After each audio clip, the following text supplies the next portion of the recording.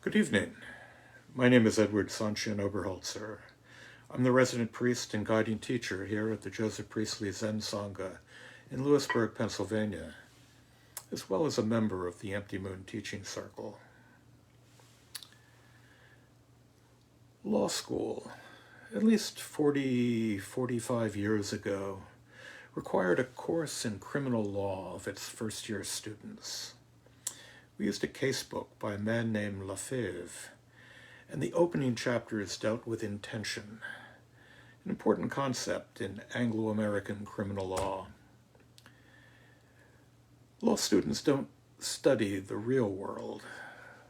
They study appeals courts' decisions. And these initial textbook cases all danced around situations that frankly strained credulity, even if they were all an effort to illuminate what we mean when we say that someone intended to do something, usually nefarious. I won't trouble you with some of the more ghastly stories, but here's a relatively innocent one. It seems that two men were out on a camping trip when one of them became aware that his companion planned his murder. He filled his sleeping bag with bundled up clothing to give the appearance of being curled up, sound asleep, and then waited outside his tent. His companion, late at night, entered the tent and proceeded to repeatedly stab the empty sleeping bag.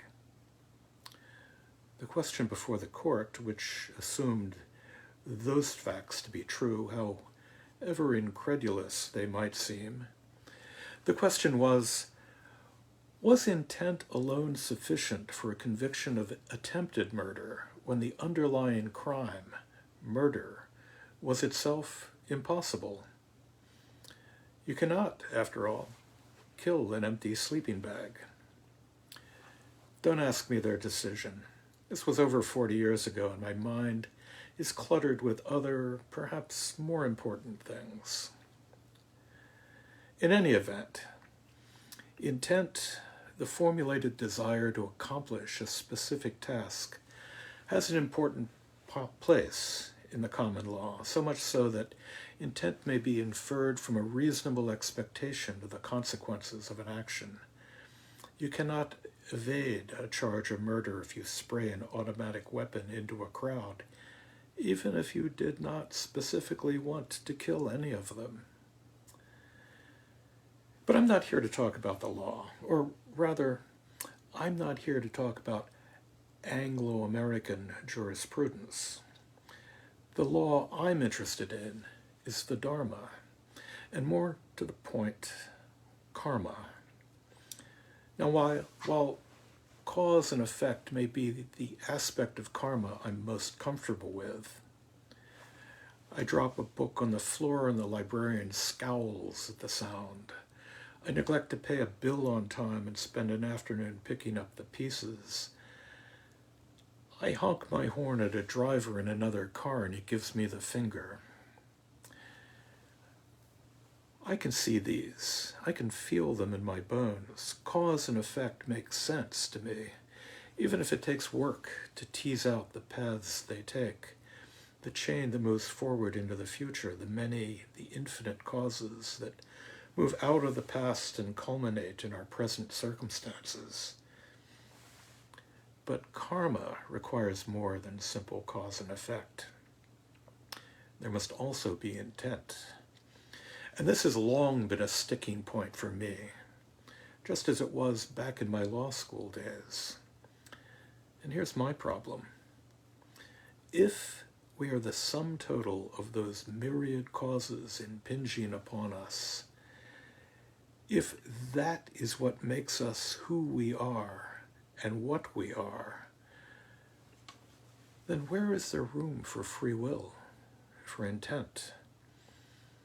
This is not to say, with that French physicist Laplace, that if you give me the position and velocity of every particle in the universe, I could tell you everything about the future.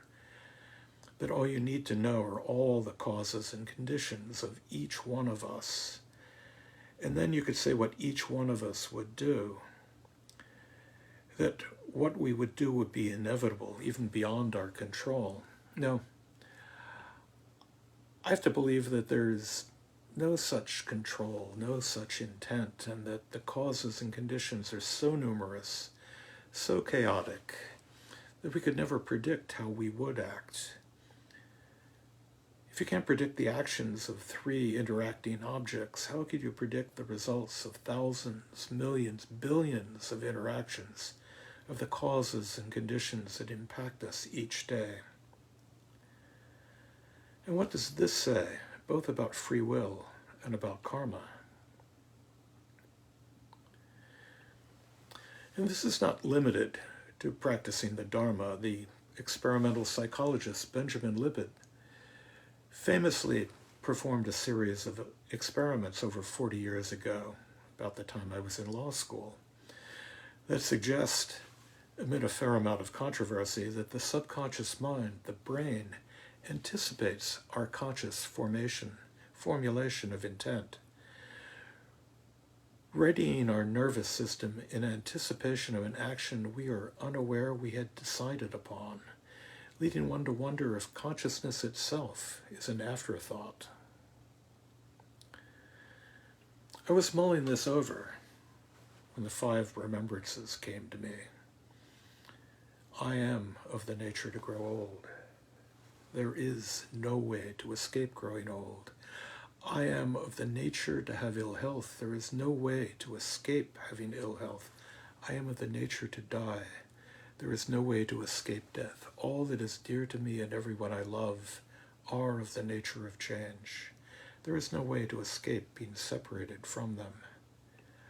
My deeds are my closest companions. I am the beneficiary of my deeds. My deeds are the ground on which I stand. Yes, my deeds are my closest companions. I am the beneficiary of my deeds. My deeds are the ground on which I stand. My deeds.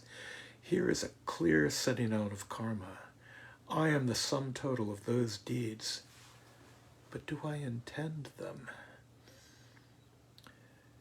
This text, the 5 remembrances, lays out what I am, and I have no doubt that I am of the nature to grow old, to have ill health, to die. Though just what is this I, this me? Just what is it that has the nature to grow old, get sick, and die? What is it that enjoys the fruits of all these deeds? Look close. Turn the light within. Dogen tells us that to study the way is to study the self. And to study the self is to forget the self. Peel back all of those layers, and like the proverbial onion, there is no there. Intention and free will reveal themselves, like that self, that ego, to be fictions. We both chant, I am of the nature to grow old, and we chant in the Heart Sutra, Shariputra, all things are essentially empty, not born, not destroyed, not stained, not pure, without loss, without gain, and so on to no old age and death, and also no ending of old age and death.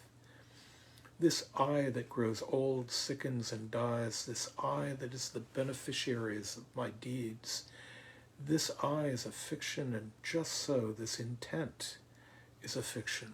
This free will is a fiction, and yet they seem so real.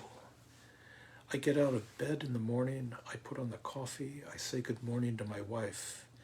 This I, this fiction, acts with apparent intentionality, or so it seems. Is karma an illusion? Do we free ourselves when we realize that our self is a fiction? We live in the form world with that self, that personal responsibility. If the self is an illusion, though a useful one, if intent and free will are also useful and perhaps necessary illusions, what then is karma? Is it perhaps only a fiction? Can I still call myself a Buddhist if I question something so fundamental to Buddhism? I've always admired Jews for their willingness to argue with their God. Perhaps the Dharma will allow for a little argumentation. Hecho built 100 carts. If you remove the wheels and axle, what is vividly apparent? If you remove self and intent, what about karma? What about Buddhism is vividly apparent? Perhaps just this. Thank you.